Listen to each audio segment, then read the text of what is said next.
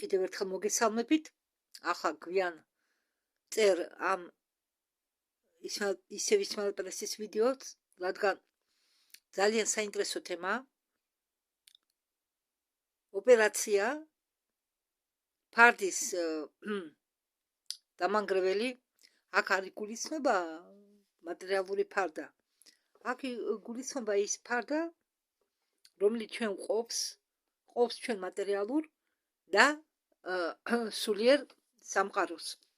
თოდა ხმადაბლა უნდა ვისაუბრო, უკვე გვიანია, რომ ჩემი ხმა იქეთ არ გავიდეს ხაზეიკის ოჯახში. გოდით გუმური არაა დღეს. გამემართლა. ხო და ეს ოპერაცია ფარდის დამანგრეველი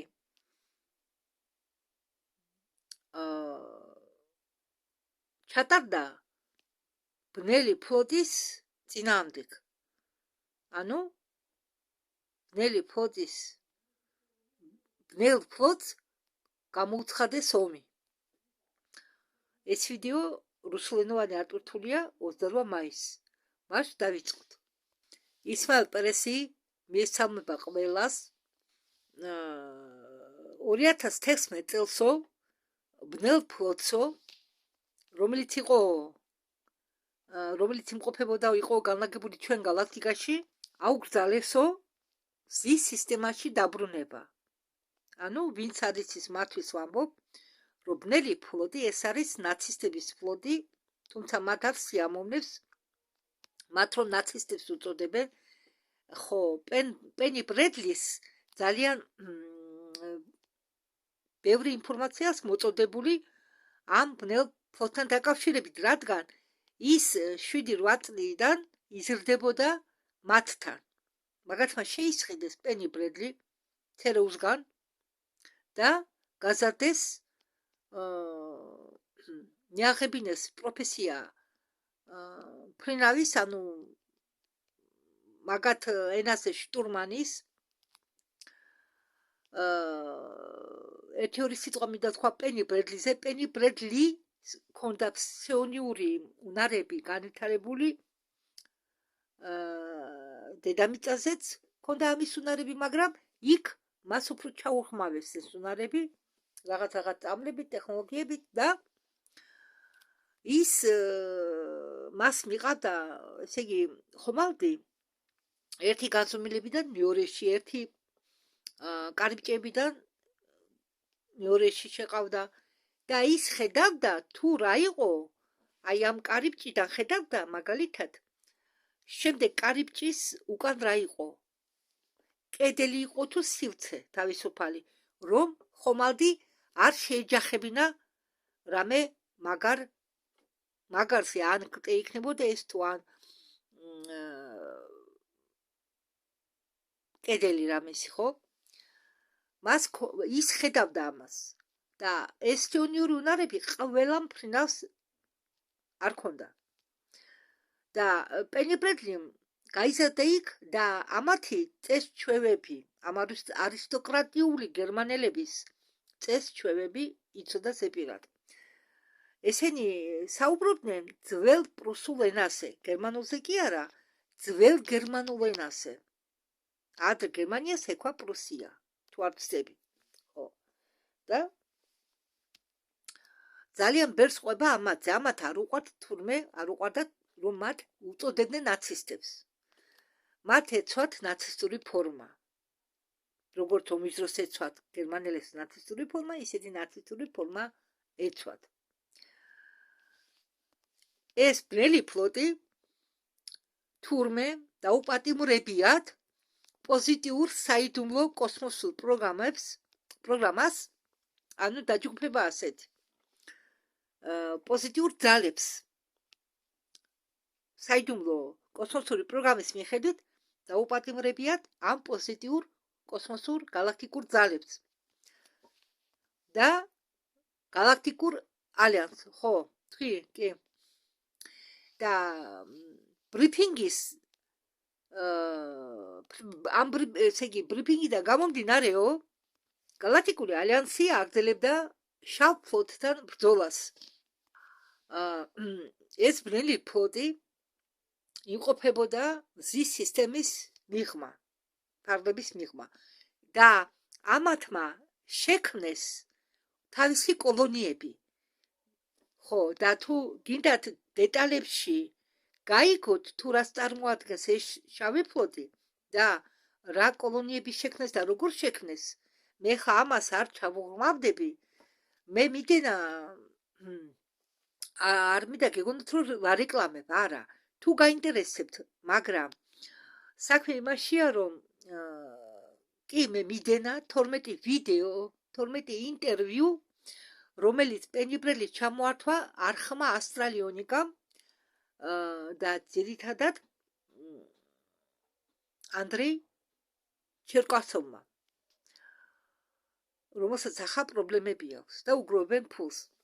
პენიბრელისაც უგროვებენ ფულს, ეხმარებიან. და პირველი და მეორე ვიდეო ერთად მაქვს ადვერტული. უბრალოდ პირველი და მესამე ინტერვიუ, თუ მეორე და მესამე ინტერვიუ, ხო, რომელიღაც ინტერვიუები ორი ერთად მაქვს ადვერტული. მაგრამ რა მინდა გთხოვოთ კი რა, ბოდიში მინდა მოგიხადოთ. ეს ინტერვიუები მე დავაკონსპექტე, სანამ ჩავტარდი და ავტორთავდი. და იმ მომენტში მე უღეთ ჩამოკვდა ხვიტებული მქონდა ძალიან მხედველობა. მე რა ვიცოდი რომ კატარაქტა მქონდა, მაგრამ სათვალებში ვერ ხედავდი კარგად ასოებს. როდესაც ეს ვიდეოები ჩავწერე. ამიტომ და ისიც არ ვიცოდი რომ ტელეფონს მქონდა აქ წითელი ხილაკი და რომ ჩართავ ორი ჯოხი ჩანს.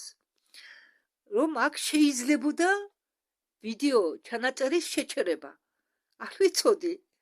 ერთი წლის თუ წელიწადნახევრის შედენილი მქონდა ეს ტელეფონი თუ სადღაც 2 წლამდე და ჯერ კიდევ კარგი შესწავლილი არ მქონდა. და არ ვიცოდი, მე შემეძლო მაგალითად შემეჩერებია ჩაწერა და ისე გამერკვია თუ რა წერია. მე ხომ ზოგჯერ ვერ ვკითხულობდი ჩემ ჩანაწერს. იმიტომ რომ ერთი თუდად ხედავდი და მე კიდევ შემოკლებულად მქონდა დაწერილი. ახლაც მიჭირს ის კი არა. შემოკლებულად ქართულად.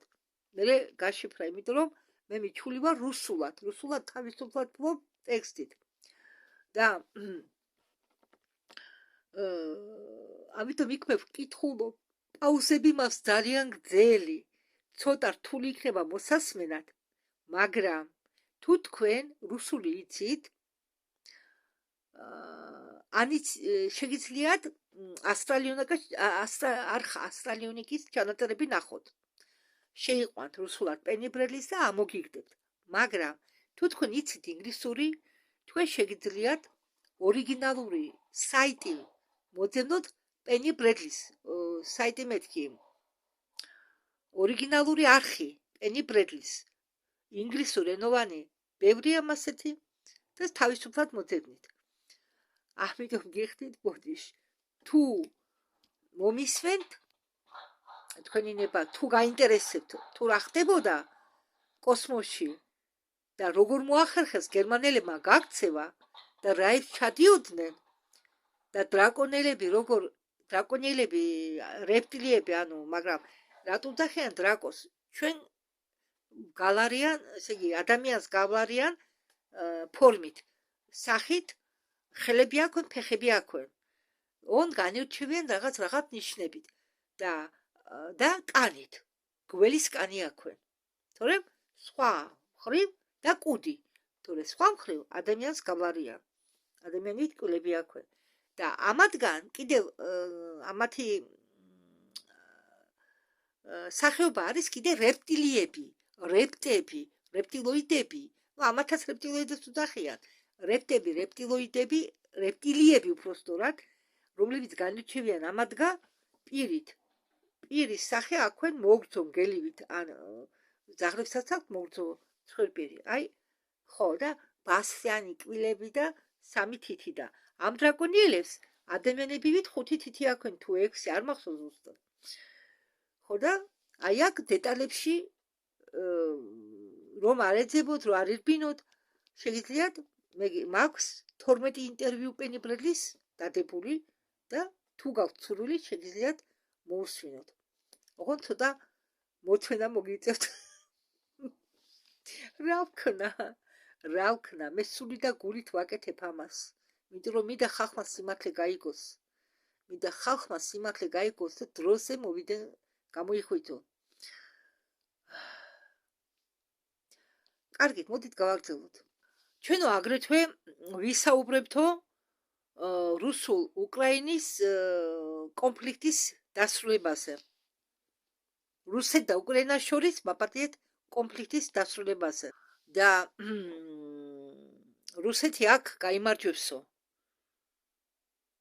ამბობს ისმაილ პერესი, რითაც ბოლო მოეღებაო ნატოს მაგდაგვარ ორგანიზაციებს.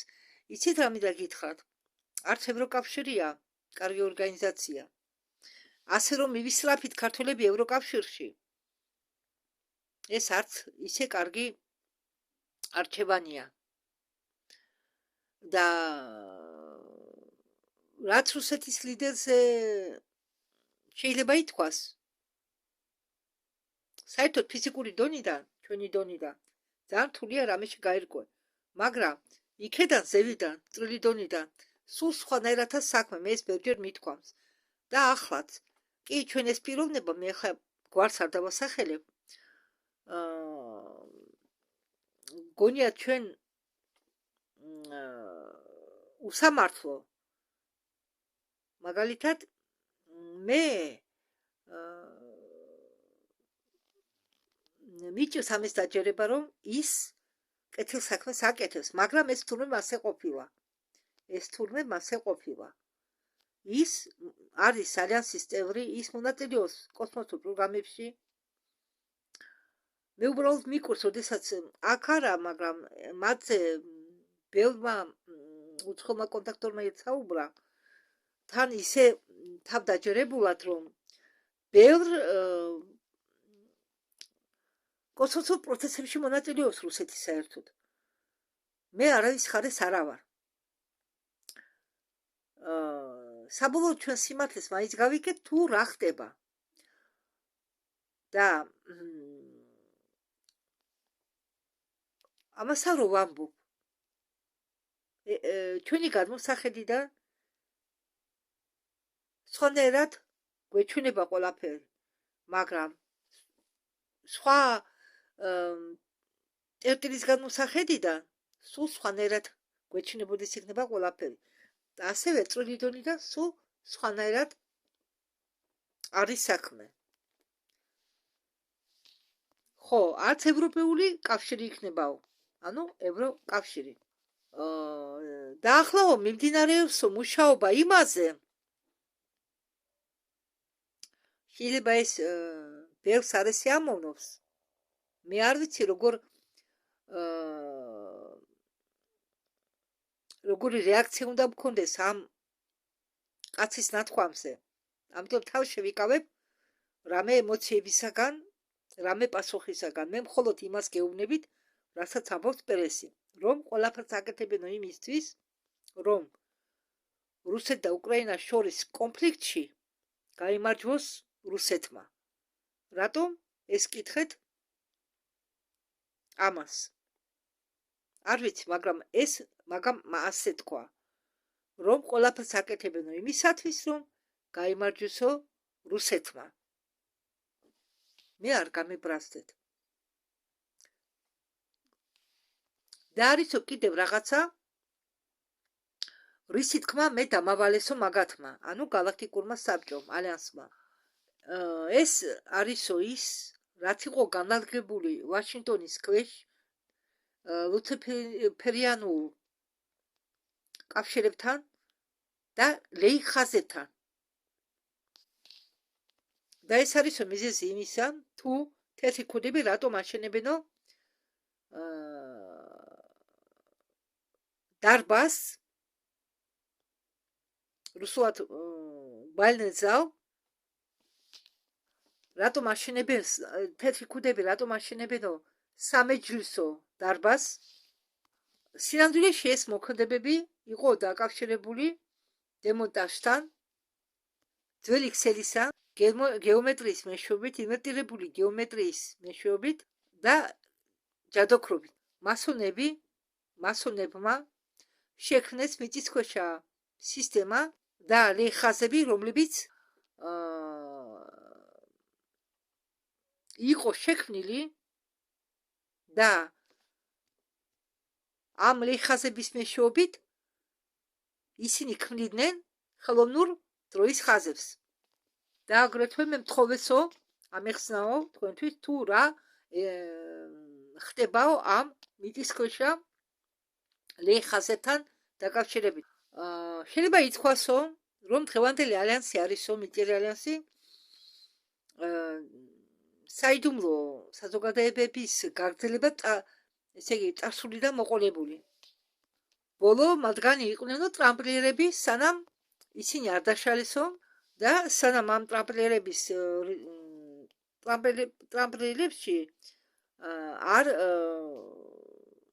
ასე ვთქვათ ჩაინერგეს ბავარიულმა ტრამპლიერებმა. და კიდევ მინდა გითხრათ, რომ ბევრი ტრამპლიერი ამოხოცეს და ძალიან რაღაც ხანძლივი პერიოდი მათ ავიწროებდნენ, ვინც გადარჩა იმათ. ხო, მე მინდა ვთქვენო, მოკლედ მოგიყვეთო თუ რას წარმოადგენსო ბნელი ფლოტი. ეს არის არამიწიერი კოსმოსური პროგრამა. და ეს შავი ფლოტი აკონტროლებს ჩრდილოვან სახელმწიფოს იმ დროიდან, როდესაც მათ შეძლეს ამერიკულ მთავრობაში ჩანერგვა. ჯერ მაგათ მათ ჩაინერგეს ცერეულში. მე მინდა გითხრათ, პენიბრელის ნათქვამიდან. ჩაიგდეს ხელში ოპერაცია საჭერი, ანუ სკრიპკა და შექმნეს სამი საჯაშუშო სამართველო და ეს ყველაფერი იყო შექმნილი მათ მიერ, ვისაც დღეს ჩვენ ვუწოდებთ ნეოკონსერვატორებს. ნეოკონსერვატორები არიან თანამედროვე ნაცისტები, მაგრამ ასევე გლობალური ნაცისტები, რომლებიც მოქმედებენ როგორც ჩრდილოვანი სახელმწიფო და ემორჩილებიან არამიწიერ გამოყოფილ ჯგუფს, რომელსაც უწოდებენ შავი ფლოტი.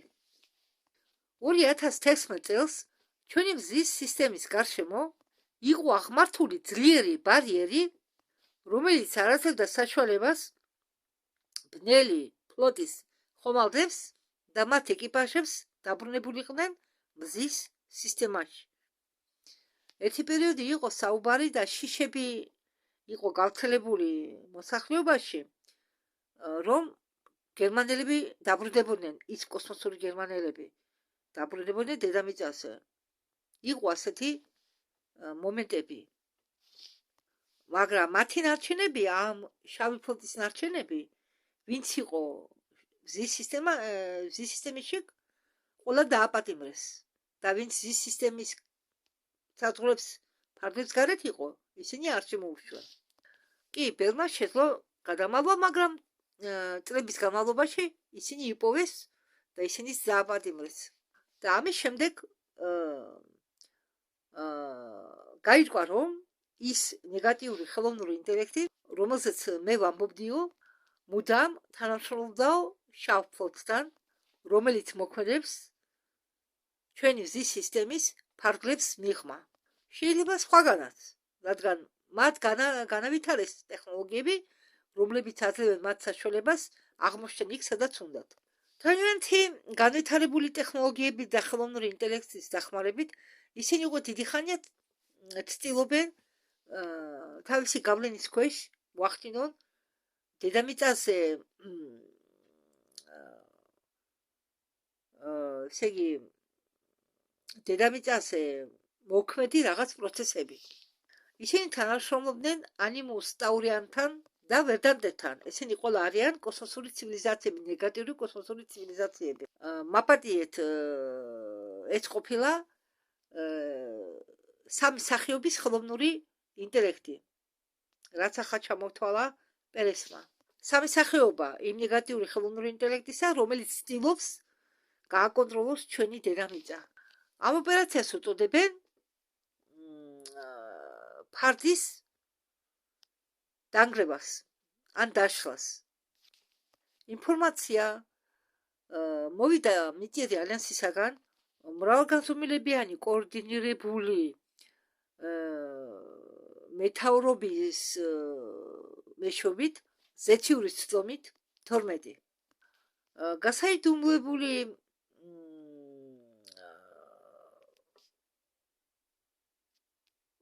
ესე იგი რაპორტის თანახმად მიწიერი ალიანსი თვლის, რომ ხედვითი პოლიტიკური კონფლიქტები, რომლებიც ახლა მიმდინარეობს დედამიწაზე, სინამდვილეში არის აისბერგის კენტერო, უფრო მასშტაბური ომამდე. ეს ომი ატარებს მრავალგანზომილებიან ხასიათს და ეს ომი მიმდინარეობს არა მხოლოდ ფიზიკურ სამყაროში, არამედ ენერგეტიკულ ველებში. აგრეთვე ის ეხება ეს ომი კიბერნეტიკულ სივრცეს, აგრეთვე კიბერნეტიკულ და კვანტურ სფეროებს. ეს ომი მიმდინარეობსო რეალობების ყველა დონეზე, მათ შორის კვანტური ველის ჩათვლით. ახლა კი მოგიყვებით იმაზე, თუ რა ხდება მთავრობების და კორპორაციების კულისებს მიღმა. ალიანსის თანახმად სპეცსახურები და ფინანსური დაწესებულებები, აგრეთვე მათი ოპერატივნიკები, როგორც ითქმება შიდა დოკუმენტაციაში, გახსნეს არსებობა ეგრეთ წოდებული ფენოვანი ჩრდილოვანი ფენისა. ჩრდილოვანი ფენა ეს არის დაფარული, გასაიდუმლოებული სამეთაურო სფერო, რომლებიც არიან შავი ფლოტის ნარჩენების გავლენის ქვეშ, რომლებიც მოქმედებენ ჩვენი მზის ფარგლის მიღმა და აგრეთვე ისინი მათ აქვთ უფლისწულად კავშირი არაორგანულ სტრუქტურებთან, რომელსაც ჩვენ ვუწოდებთ ჩრდილოვან სახელმწიფოს, ხელოვნური ინტელექტის მეშვეობით და სუპერთექნოლოგიების მეშვეობით. მათთვის ვინც არ იცნოსო შავ ფლოტს, ბნელ ფლოტს უბრალოდ ახსნიო, რომ ის შეიქმნა 1930 წლის ბოლოსკენ 1940 წლების დასაწყისში და იქნა შექმნილი ეს ფლოტი ნაცისტებით, რომლებიც თანამშრომლობდნენ არამიტიერ ნეგატიურ ფრაქციასთან. ესენი შავი ფლოტი არის ნეგატიური გამოყოფილი ჯგუფი, როგორც გითხარით. ითვლება, რომ როდესაც ნაცისტები ჩაინერგა ამერიკის მთავრობაში ტრუმანი როგორ ასწორი, ხო, ტრუმანის დროს და ეზეხაურის დროს, ისინი აკონტროლებდნენ ყველა სპეც სამმართველოებს, ყველა ანალიტიკურ ცენტრებს, განათლების სისტემებს და სამედიცინო სფეროებს. ხო, ხომ გესმით ახლა თქვენ? ქვეყნები არ არსებობს. არც ლიდერები არსებობს. ამ ქვეყნების ლიდერებს ჩვენ რომ უწოდებთ პრეზიდენტებს, ისინი არ არიან თავისი ქვეყნის პრეზიდენტები.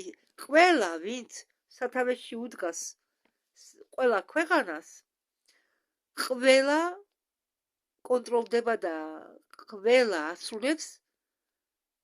ასრულებდა უბრალოდ აქამდე ამ შავი ბნელის ჩრდილოვანი სახელმწიფოს მეშვეობით სურვილებს და ბრძანებებს.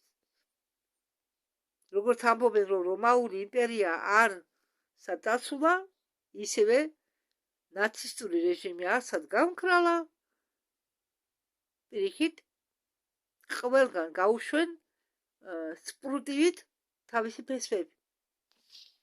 და ჩვენ ახლა ამჟამად ვებრძვით კონსერვატორებს. 1940-იანი წლიდან ისინი ინტეგრირებენ ხელოვნურ ინტელექტში იარაღს და ქმნიან ფარულ მიწისქვეშა ინფრასტრუქტურებს, რომლებიც არ არიან მთავრობების კონტროლის ქვეშ. ალიანსის სადაც ვერვო მონაცემებიდან გამომდინარე, თვლიან, რომ ეს ქსელი 10 წლეულობის განმავლობა 10 წლეულობებით, ესე იგი ანუ არავინ იცის ზუსტად დაზუსტებით რამდენი ხანი, მაგრამ დიდი ხანი 10 წლეულების 7 წლეულებით დასჭირდათ მათ, რომ ჩაენერგათ თავისი სისტემა. ტექნიკურად გიტლერს არ წაუგია ომი. უბრალოდ მათ განიცადენ რეორგანიზაცია და გახდნენ შავი ფლოტი. კი, გიტლერს თავიდან უნდოდა მსოფლიოს დაპყრობა, მაგრამ როგორც მე ვახსენე ერთ-ერთ ვიდეოში, მარია ორშიცი თავის დაქალებთან ერთად ფლობდა უნარს და ესენი იძახებდნენ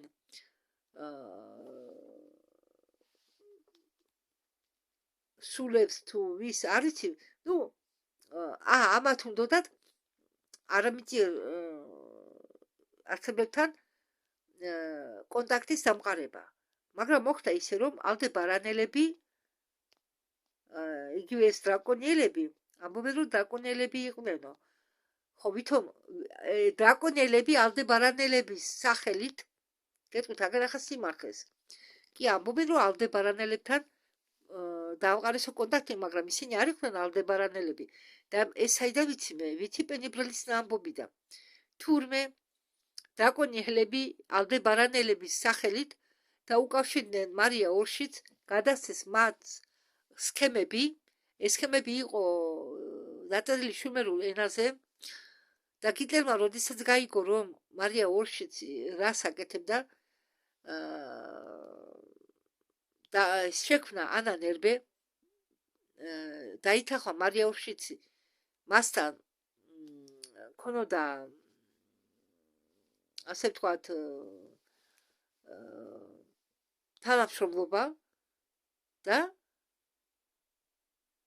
ომი ხომ დაიწყო გიტლერმა, ხო იცოდა რისთვის დაიწყო ომი, რომ მთელი სოფლიოს დაპყრობა უნდოდა. მერე მას შეეცვალა გეგმები. ვითომ აქეთ ომი მიყავდა და აქეთ კი ეძებდა არტეფაქტებს. ყველა ადგილები აქვს გადაქეკილი, სადაც კი რამის პოვნა შეიძლებოდა. არც ერთი ადგილი არ გამოუტოვებია და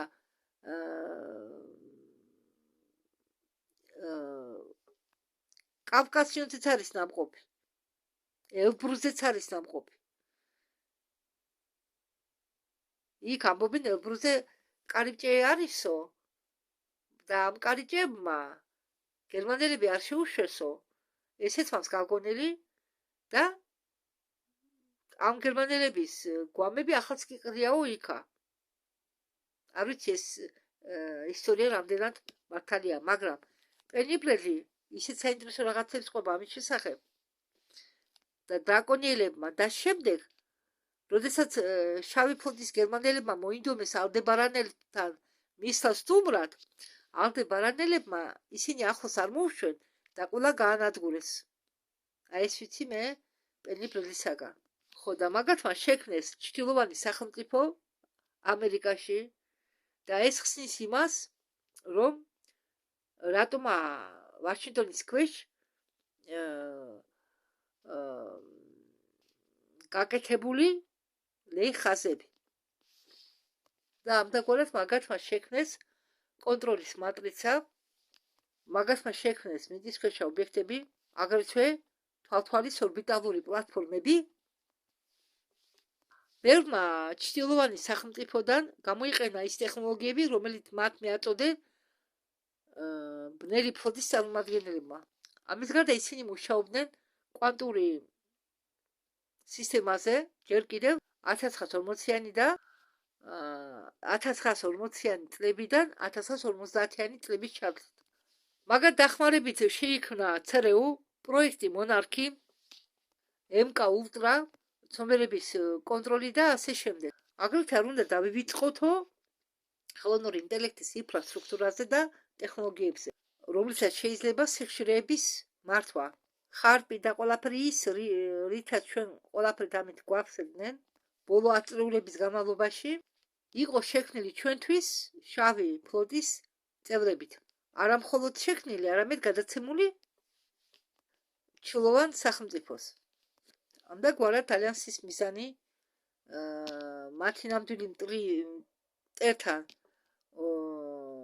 ბრძოლის მიზანი არის 1950-ანი წლიდან შავი, ანუ ბნელი ფლოტი მანიპულირებს მათი როგორც მარიონეტებით, აი სინამდვილეში ჩვენ ვისთან ვომობთ ბნელ ფლოტთან. და მიზანი ალიანსის იმაში ყოველთვის შედგებოდა იმაში, რომ კორუფცია გამოეშკარავებინა, ამოერქვა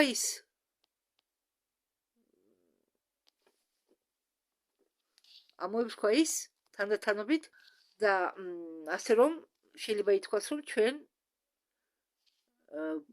ვეომებით ამ შავი ფლოტის კენწეროს რეალობების დონეზე.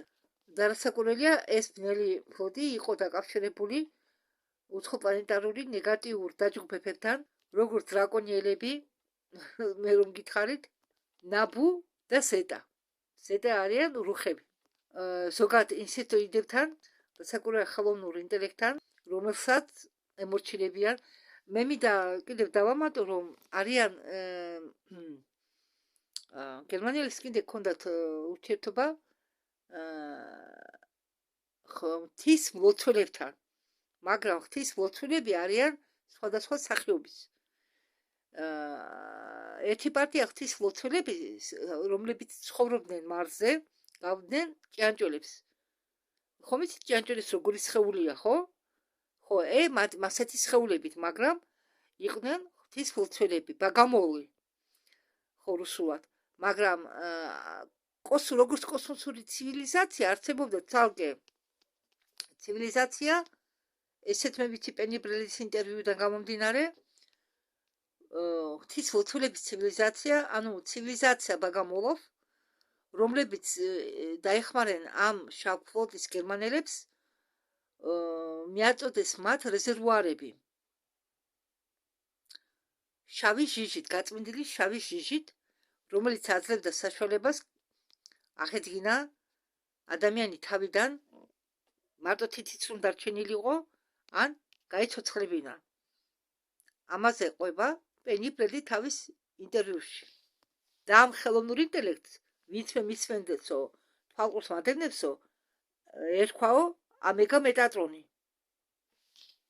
მიტერი ალიანსი წლების განმავლობაში ატარებდა ოპერაციებს ამ ბნელი ფლოტის წინააღმდეგ. ანადგურებდნენ ამ შავი ფლოტის ბაზებს დედამიწაზე, რომლებიც იყვნენ განლაგებული უდაბნოების და მთების ქვეშ 51 ზონაში. აგრეთვე ბნელ ფლოტს ჰქონია კოლონიები ოკეანეში, სოულ ორდენის და საიდუმლო კოსმოსური პროგრამების დახმარებით, რომელიც ახლა უერთდება ამერიკის კოსმოსურ ძალებს, ჩვენ შევძელით აღმოგვეჩინათ მათი საიდუმლო კოლონიები ოკეანეებში და პოლარულ რეგიონებში. ეს ომი შავი ფლოტის წინააღმდეგ მიდის 50-იანი წლებიდან. ბევრი ამ ობიექტებიდან იყო პროექტირებული როგორც სამეთაურო ცენტრები ხელოვნური ინტელექტით და რომლებიც იყო დაკავშირებული ერთმანეთთან კვანტური არეულობის მეშვეობით. რასაკვირველია, ეს ტერიტორიები უბრალო სამხედრო ამერიკული ტექნოლოგიების იყო მიუწვდომელი ბოლო დღემდე. ახლა შეცვლია ყველაფერი, თურმე ეს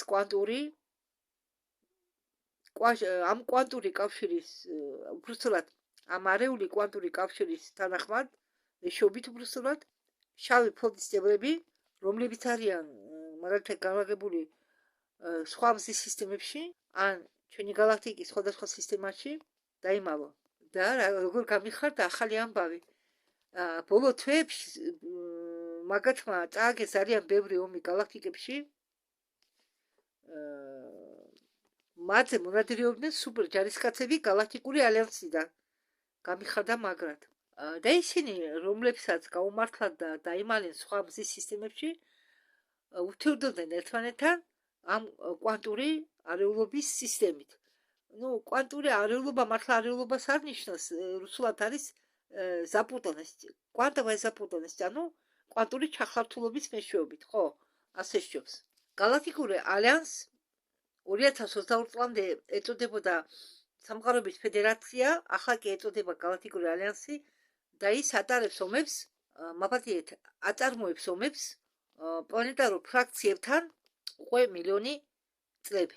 ახლა ჩვენ ვახსოვდებით ამ კონფლიქტის ფინალს, ჩვენ გალაქტიკაში ამ ომის ფინალს, რომელიც ხდება ჩვენ გალაქტიკაში მილიონი წლების განმავლობაში, მიტერმა ალიანსმა გამოიყენა ეგრეთ წოდებული სკალარული დისპლეები, სკალარული რა კი იცით, გამრუდების ველები და აგრეთვე ელექტრომაგნიტური დესტაბილიზატორები, ნავიგაციური პლატფორმებიც, რომლებიც არიან დაკავშირებული ცნობიერებასთან, ფაქტიური სისტემები ნულოვანი ენერგიისა და ტემპორალური, რომლებიც დაკავშირებულია დროში მოგზაურობებთან, სინქრონიზაციის ტექნოლოგია. ბრიფინგის თანახმად, მხოლოდ შერაღებული ძალები არ იყო საკმარისი ბნელ ფლოტთან ომის შესატარებლად, რადგან თვით ეს ომი იყო მრავალგანზომილებიანი. თქვენ ისიც უნდა გაიგოთ, რომ თვითონ ალიანსიც მრავალგანზომილებიანი არისო. მას აქვსო სხვადასხვა დონეები, ყველაზე მაღალი დონის ალიანსის ყველაზე მაღალ დონეზე არის ეგრეთ წოდებული 12 გენერალი. მათ ზევით განარიან 24 ადმირალი. ეს არის პერსონალი ან პლანეტარული დელეგატები, რომლებიც პასუხს აგებენ მზის დაცვაზე, მზის დამცველებზე. ითვლება, რომ ეს 24 ადმირალი ფლობს უნარებს, განსაზღვრულ უნარებს. ისინი არ გავლარიან უბრალო ხალხს, უბრალო ადამიანებს. შეიძლება ითქვასო, რომ ალიანსის ყველაზე მაღალ დონეზე არისო ადამიანების ჯგუფი გაფართოებული შესაძლებლობებით, უნარებით. და ამათ ასაკურელი ეხმარებათ ამ ყველას მიწიერს ალიანს, თეთრ გალაქტიკურ ალიანს, გალაქტიკური გონება. ისიც ცოცხალი არსებაა. კოსმოსში ყველაფერი ცოცხალია, გაცნობიერებული. ალბათ ყველას გაგიგონიათ ანდროიდულ კვადრატზე, ხო? აი ამ ცერნის გაკონტროლებას ძმებია შავ ფლოტს. და შავ ფლოტს უნდა პოზიტიური ხაზი შეეცვალა. რაჭოს ამ ტელეფონს. პოზიტიური ხაზი შეეცვალა ისე, რომ პოზიტიური ხაზი გაევსო ნეგატიური შედეგებით. და მიწიერ ალიანსს დრო დასჭირდა იმისთვის, რომ ეს ყველაფერი გამოისწორებინათ, ანუ არ დაიშვათ უნდა ამ ნეგატიური შედეგების პოზიტიურ ხაზზე აღმოჩენა და უნდა დაესტაბილიზირებიათ მაგნიტური და ელექტრო ველი ჩვენი პლანეტისა. შავ ფლოტს უნდა მოეხდინათ გეოფიზიკური გადაადგილება პოლუსებისა, რომელიც მოიყვანდა იმ შედეგამდე, რომ მოხდებოდა კატასტროფები. ამდაგვარად ალიანსი და მათი სივრცეთაშორისო მოკავშირეები,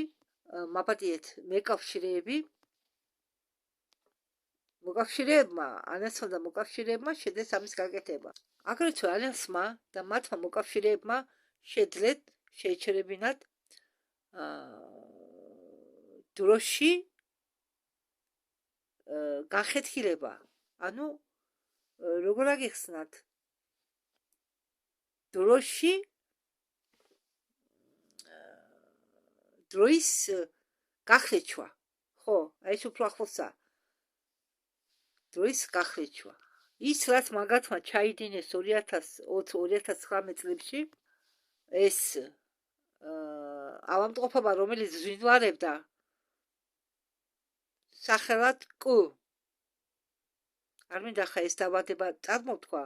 მე კი მახსოვს რა ქვია ამ დაბადებას, მაგრამ არ მინდა ეს ამ დაბადების სახელი ვთქვა. თურმე ეს დაბადება, აი ეს ეპიდემიაც მათი ხელების საქმე იყო. ანუ ამაში ბნელი ფლოტიცა თურმე გარეული. წამოიდგინეთ და რომ არა ალიანსი, ყველაფერი თავდაყრა დადგებოდა.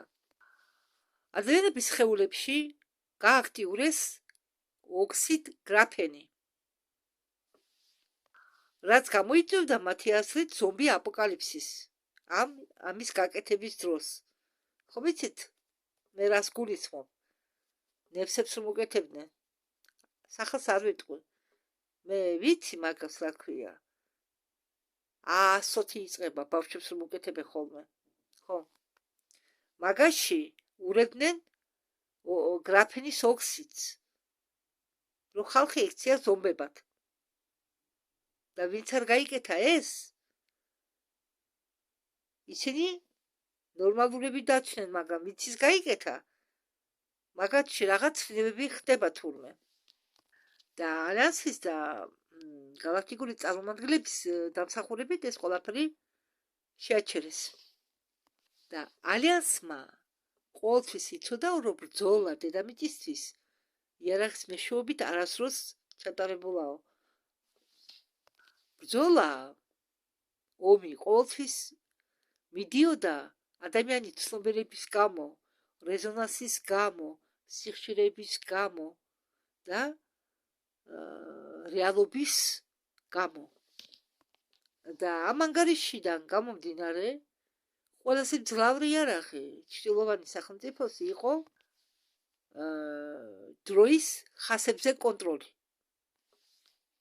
და ამით აიხსნება ომები დროის ხაზების გამო. დროის ხაზების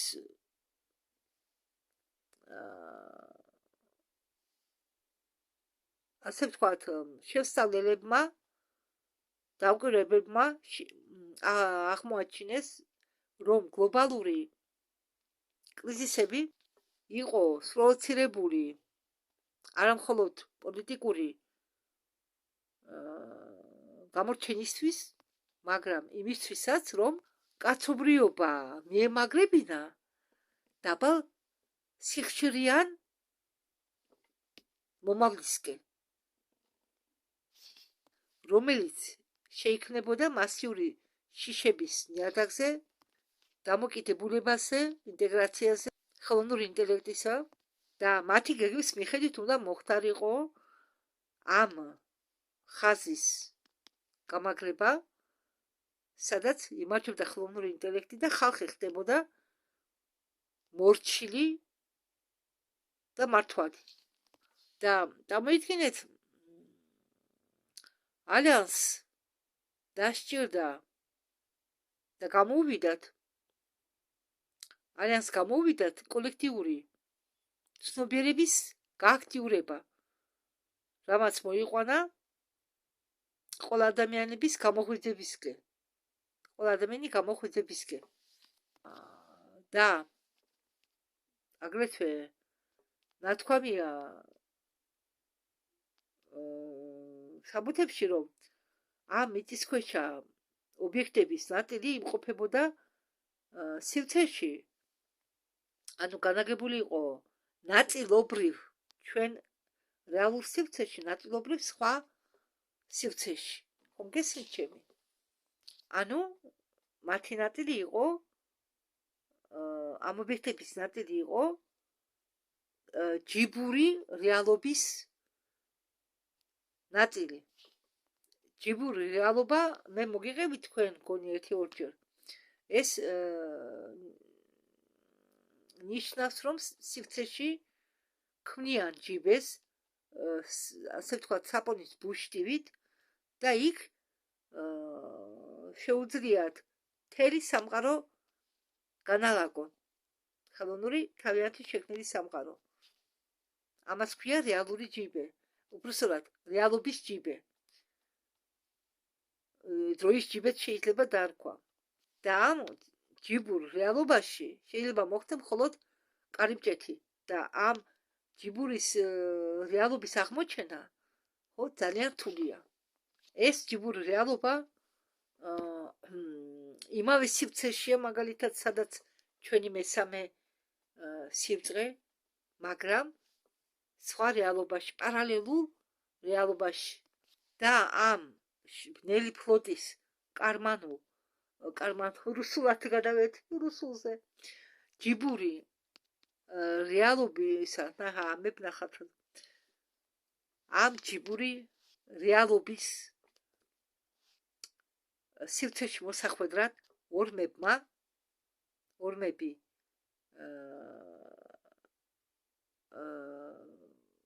ეს არის ასეთი კოსმოსური ცივილიზაცია, ოღონდ ვერ ვიხსენებ ვინ არიან ზუსტად. გამოიყენეს სპეციალური ტექნოლოგია. ბნელი ძალა, ხელოვნური ინტელექტის მეშვეობით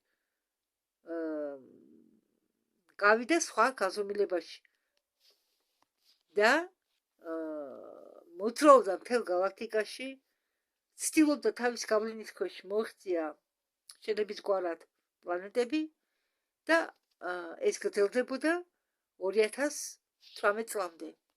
2024 წლამდე, როდესაც ჩვენ დავიწყეთ მათი დაპატიმრება ჩვენ სუპერ ჯარისკაცებმა.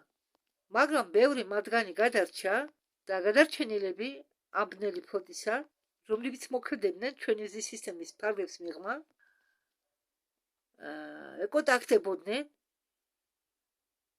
ჩრდილოეთ სახელმწიფოს დედამიწაზე ხელსაწყოთი, რომელსაც უწოდებენ კვანტური ჩახლართულობა.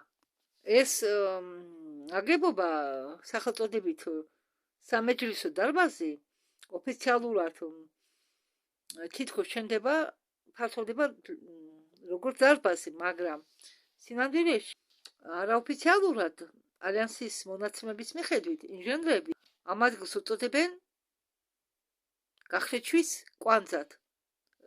გახლეჩვის კვანძი.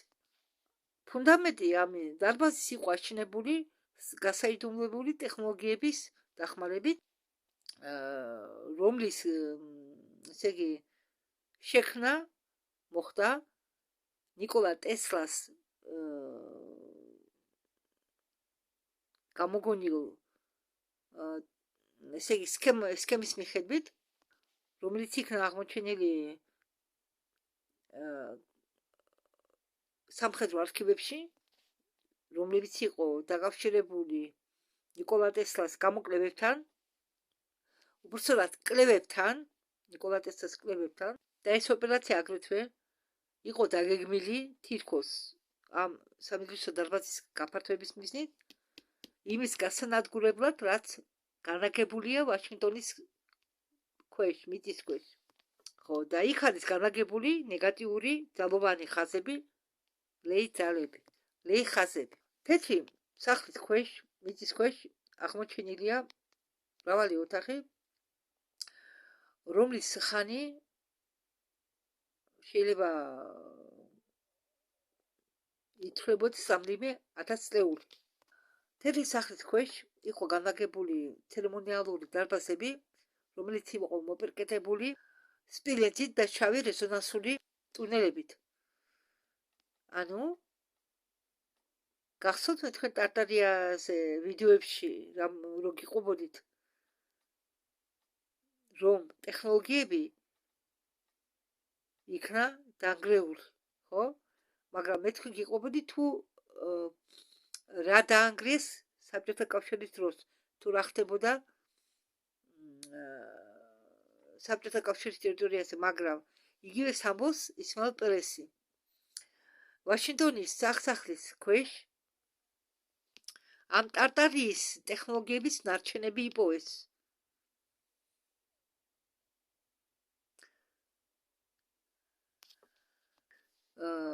იქ იყო განლაგებული ქვის საკურთხევლები, რომლებიც იყო დამონტაჟებული მაგნიტური ველის ადგილებში, მაგრამ ამათ გონიათ, რომ ეს ადგილი სატანისტებმა მოაწყვეს თავისი რიტუალების შესატარებლად. ანუ ამათ გონიათ, რომ ეს ხაზები შექმნეს გერმანელებმა, რომ დაუკავშირდნენ ერთმანეთს და თავის მოკავშირეებს მაგრამ სპილენძი და შავი ქვა ეს არის ტარტარის ტექნოლოგია. მე მგონია გერმანელებმა გამოიყენეს ტარტარის ტექნოლოგიები თავის საზაგრული საქმეების ჩასატარებლად. მე ასე ვფიქრობ. ხო. აი, კაცი ხარ დაიწყებს ხსნას, აპატიეთ უკვე ძილი მომელია. ხო, მე მგონი მასია. აგრეთვე ქსელი, მასეთი ქსელი არის ვატიკანის ქვეშ და ეს ხსნის იმას, თუ ასე ადვილად როგორ მოახერხეს ანასისტემლებმა ვატიკანის ბიბლიოთეკიდან საბუთებით დაუფლება ნეგატიურმა გეომეტრიამ ასე ვთქვათ დაიწყო თუდად მუშაობა აირია და ფსიქოლოგიური ჯადოები, რომელიც გაკეთდა იმისთვის, რომ კაცობრიობაზე ტვინი აერიად, კარგავს თავის ძალას, რუსეთის და უკრაინის შორის კონფლიქტი იყო გაჩაღებული იმისთვის, რომ დაესწრებებია ალიანსი, რომ უკრაინა ასე იგი დარჩენილიყო ისევ ბრიტანულ გავლენის ქვეშ, ძველი გვარდიის გავლენის ქვეშ, ალიანსის წევრებმა მივიდნენ იმ აზრამდე, რომ ნატოს გაფართოება მიაღწია კრიტიკულ ნიშნულს და საფრთხეს უქმნიდა ხანძლივ უსაფრთხოებას პლანეტაზე. ალიანსის წარმომადგენლებმა იწევს სამეტყველეს, რომ მალე გამოჩნდება სახელმწიფო, ევრაზიული სახელმწიფო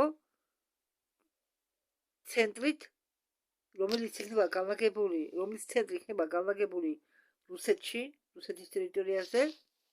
ეს სისტემა, ეს ახალი შექმნილი, ასე ვთქვათ, ტერიტორიული სახელმწიფო თავისში გაიერთიანებსო, მაპატიეთ ახლა საუბარით მაქვს არეული, მაგრამ ახლა რომ შევჩერდე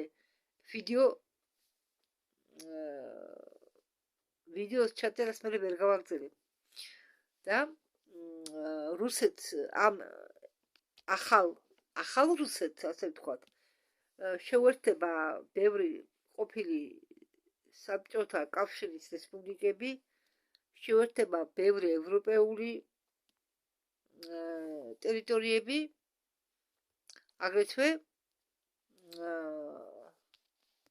არქტიკის რაღაც ტერიტორიები, ამიტომ ალბათ რუსეთი მხარს დაუჭერს ტრამპს გრენლანდიის შეწყდაში, რომ მასაც უნდა არქტიკის რაღაც ტერიტორიების შემოერთება. და ეს ესპანსია სამუდამოდ შეაჩერესო ნატოს გაფართოებისაგან. ბრიუსელის ცენტრალიზებული ხელისუფლება სუსტდება. ალიანსის წევრები თვლიან, რომ კონფლიქტმა უკრაინაზე გააშიშლა ბევრი პრობლემები და ამოწურა საზოგადოებრივი მხარდაჭერა, რადგან ეს კონფლიქტი გაჭიანურდა დიდი ხნით. ეს უკრაინის ომთან პარალელურად, სინამდვილეში ეს ომი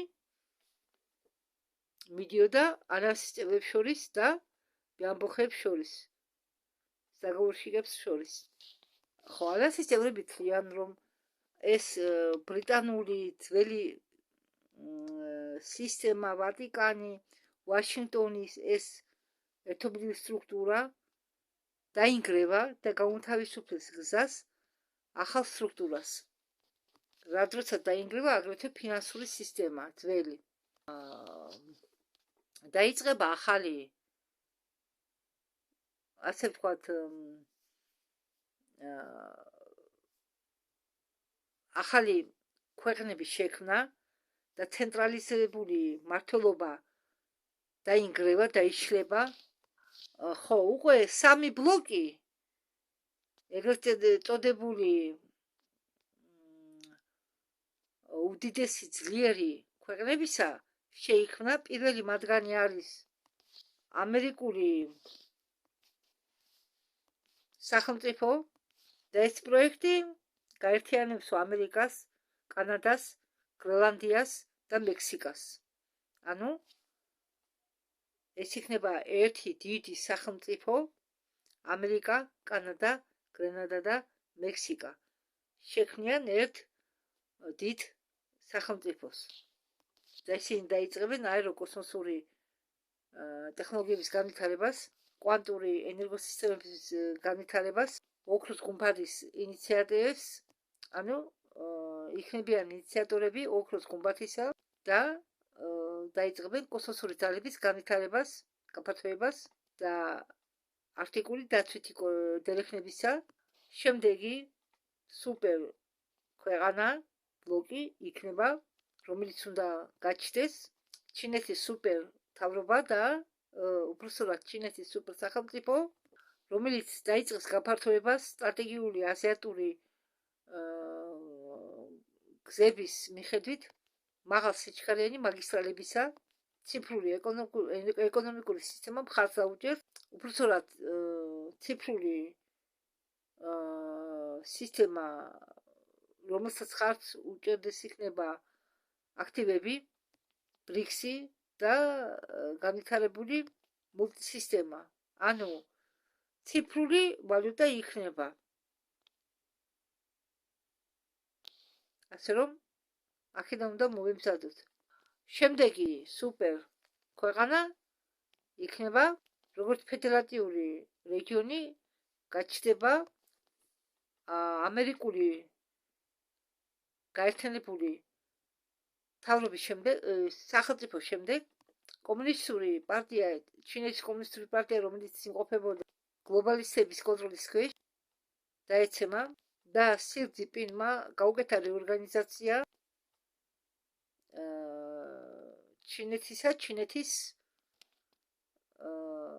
რესპუბლიკად. და მესამე შემდეგი სუპერ ქვეყანა გახდება რუსეთ-ევრაზიული სუპერ სახელმწიფო. და ეს იქნება სამი ქვეყანა, რომელიც შევა ბლოკში.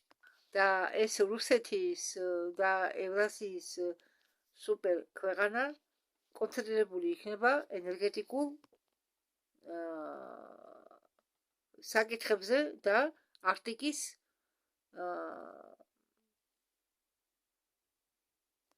ათვისებაზე. შეთანხმება დედამიწის ფედერატიულ წყობაზე იყო, ესე იგი, ამ შეთანხმებაზე დედამიწის ფედერატიულ წყობაზე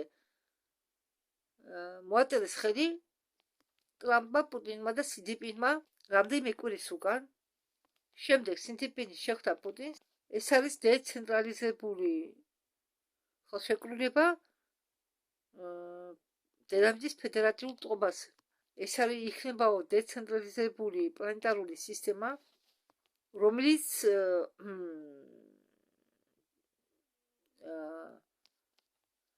თავიდან აიცილებს მომავალ ომებს და ამავე დროს შეინარჩუნებს ცივილიზაციის კულტურულ დონეს. აი რას ნიშნავს ხელშეკრულება დედამიწის ფედერატიულ წყობაზე. მისი ამოცანა თავიდან აიცილოს მომავალი ომები. დოქტრინა ოქროს მშვიდობისა დაიწყება ახლო აღმოსავლეთით და დაიწყება რუსეთ და უკრაინის შორის კონფლიქტის დასრულებით. ალიანსიო ხარს უჭერს რუსეთსო, ცენტრალიზებული პოლიტიკოსები ასრულებენ თავის მოღვაწეობას. ყველაფერი არის ურთიერთდამოკიდებული. ომი ირანში, ომი მიწისქვეშეთში, დემონტაჟი და დანგრევა სატანისტური მასივებისა და ხელოვნურად შექმნილი ენერგეტიკული ხაზებისა, ლეი ხაზებისა და ისიც, რაც ხდება ახლა რუსეთს და უკრაინას შორის, ხდება ჩინეთში ეს ყველაფერი ურთიერთდაკავშირებულია. ხო, ამით მან გამოსვლა დაამთავრა. მე რაც შეიძლება შევამოკლე ეს ვიდეო და არ ვიცი, ახლა თუ ვერ შეძელი ატვირთვა, უკვე მეძინება, ალბათ დილას ავტვირთავ. და მე მგონია 4 საათამდე კიდე ერთ ვიდეოს ჩავწერ. თუ მოვასწარ. დროებით. დიდი მადლობა ყურადღებისთვის.